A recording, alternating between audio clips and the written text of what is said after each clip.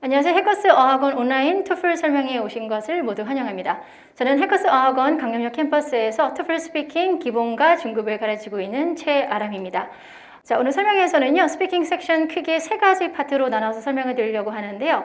첫 번째 파트로는 이제 요 토플 스피킹을 막 준비하시는 분들도 계실 것 같고, 이미 준비는 하고 계시지만 여전히 막막함을 많이 갖고 계시는 학생들도 있으실 것 같아요. 그래서 첫 번째 파트로는요, 토플 스피킹 문항 구성 요소하고, 그리고 어떤 식으로 채점이 되는지, 요 채점 요소가 이제 점수랑 직결되는 부분이죠. 먼저 안내를 해드릴 예정이고요. 그 다음에 이어서 스피킹 섹션에 크게 총 4가지 문제가 있거든요.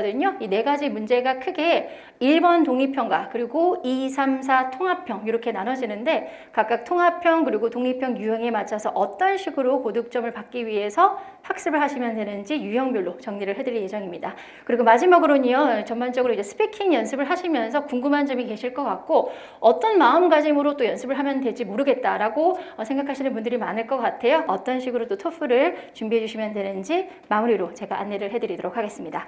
자, 그러면 제가 독립형 한 문제 있다고 말씀드렸었죠? 그리고 2번, 3번, 4번이 통합형인데요. 독립형하고 통합형마다 훈련 방법이 조금씩 달라요. 절대 똑같이 연습하시면 안 되거든요. 그래서 어떤 식으로 연습을 하시면 되는지 제가 오늘 설명의 시간이 좀 짧기 때문에 간략하게만 정리해서 핵심만 알려드리도록 할게요.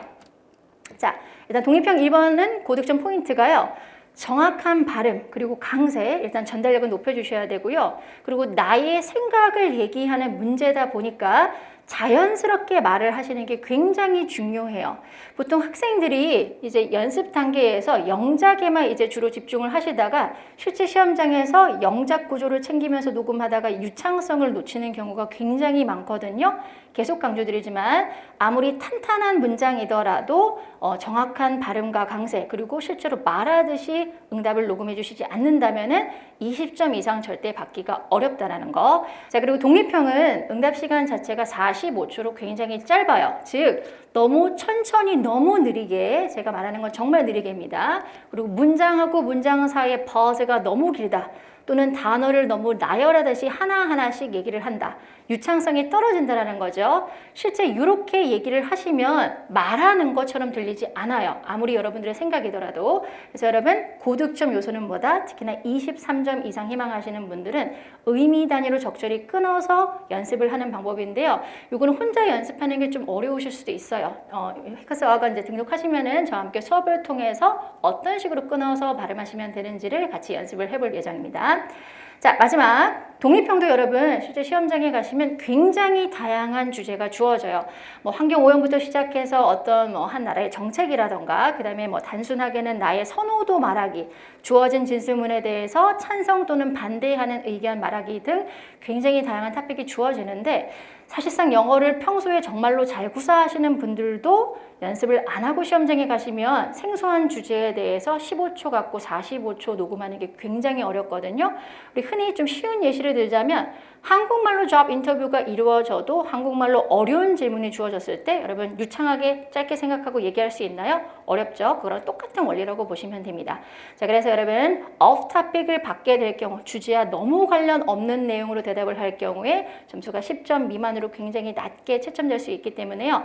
최대한 다양한 주제, 적어도 200개 내지는 300개 주제를 커버하시고 시험장에 가셔야 되는데요. 흔히 인터넷에 막 떠돌고 있는 아무런 랜덤한 주제를 연습하시는 건 사실 크게 의미가 없어요. 최신 어떤 문제가 이제 실제 시험장에서 등장하고 있는지 그 트렌드를 어느 정도 읽어 주셔야지만 그럼 짧은 단시간 안에 아주 많은 문제를 연습하지 않고서도 시험장에 좀 순발력 있게 녹음을 할 수가 있겠죠. 그래서 이제 수업을 들으시면은 마찬가지로 수업 중에 제가 다양한 기출 자료를 나눠드릴 거예요. 이 기출 자료를 통해서 반복 훈련을 하시면서 시험장에서는 긴장되고 당황하더라도 여러분 입이 계속 움직이고 수 있게끔 그렇게 연습을 해볼 예정입니다. 팀 스포츠 하는 것을 선호합니까? 또는 여행하기를 선호합니까? 물론 시험장에서는 얘보다 문제 길이가 좀 길게 나올 거예요. 예를 들면 뭐 짜투리 시간이 생긴다면 어떤 걸 주로 하고 싶습니까? 이런 식으로 문제가 출제될 거고요. 또는 진술문이 등장해서 학생들은 예를 들면 하이스쿨에서 이제 컬리지로 넘어가기 전에 1년 동안의 브레이크를 취하는 것이 좋다라는 진술문에 대해서 찬성합니까? 반대합니까? 이렇게 진술문 유형도 나오거든요. 자, 위 문제에 있는 preference라던가 또는 아랫부분에 있는 선호도 또는 진술문 유형에 상관없이 저랑 조금 전에 연습했었던 요 배움 템플릿 그리고 스트레스 템플릿을 쓰시면 45초 응답을 자연스럽게 하실 수 있다는 거. 그래서 시험장에서는요, 여러분 영작에 이제 포커스를 맞추시는 게 아니라 저랑 같이 외운 템플릿을 열심히 그리고 정확하게 암기하셔서 뭐에 집중한다?